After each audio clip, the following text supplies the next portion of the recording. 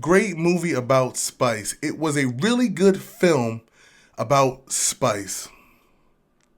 Guys, welcome back to the Cinema Scale. Today, we have Dune Part 2. Paul Atreides unites with Chani and the Freeman while seeking revenge against the conspirators who destroyed his family. Facing a choice between the love of his life and the fate of the universe, he must prevent a terrible future only he can foresee.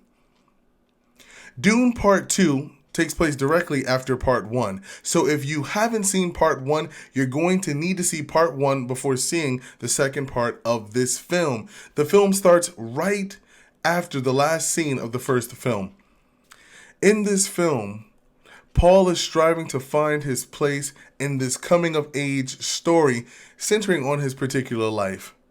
There he pairs himself with the Freedman and falls in love with the glorious Chani played by Zendaya.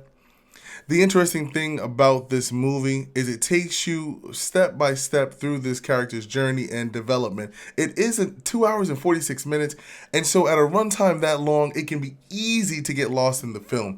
Now, me personally, when you look at this film, I'm like, well, okay, I see as to what's going on here. I see as to what the challenges are going to be. It's a very basic film, but there's a lot of dynamic going on in this particular film. So when you think about him being with the Freedmen, trying to grow, as it were, learn their way of life, learning how to ride worms, learning how to be a people with these individuals, all in hopes of being able to carry out revenge for his father's death on the emperor. And then on top of that, add to that dynamic, there is a prophetic undertone that takes place because the Freedmen are looking for this Messiah that's going to lead their people to a paradisiac reality. However, there are other developing things, such as the war that's going on in connection with the spice, having the spice control. We know that the Harnikins are definitely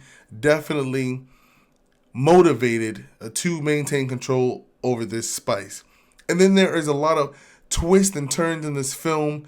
There's a lot of, oh, I thought this person died. There's a lot of, wow, that was a crazy action sequence. And then there's a lot of stories being webbed into this particular film. I will say the cast was amazing. Like, let's just talk about Timothée for a moment. He played that part of Paul immaculately. He did the thing. He really took that character to another level from part 1, where we're introduced to him as this feeble, innocent, unstable Atreides, a kind of young boy developing under the shadow of his dad, to now he is embracing this role of leadership, triumph, endurance, love. The entire army is bowing down to his growth in this particular film. But then there was something else that caught my attention. As I'm watching this film, I'm an hour in, I'm gripped to my seat, I love it, and that's cool, right? But then comes Austin Butler. Creepy, right? I'm assuming that whole relationship thing with him and Vanessa Hudgens definitely got him ready for this role because he brought it. When he comes into the scene, into the story, this man leaves you feeling unsure about your entire existence of life. The Harnikin, they are a very cruel and, dare I say, creepy people. And the interesting thing about the Harnikin is that they have no remorse. They have no reasoning abilities. They're just in it to win it for themselves.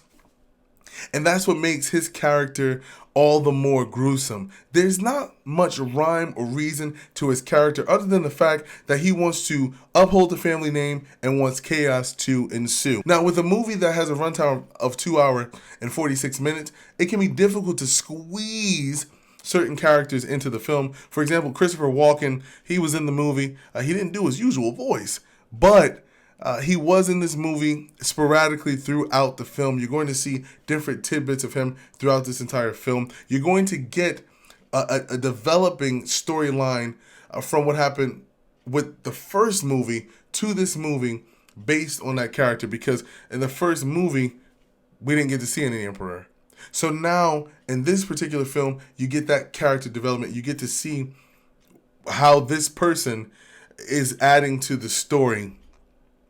And then there's Zendaya. Zendaya's on the high kick these days, and I'm like to myself, how often can we play a girl that's in love with a boy, the making out, the running around and the screaming? But for some reason or somehow, Zendaya makes it work. She really brings it, as it were. Stellar performance. She really does her thing.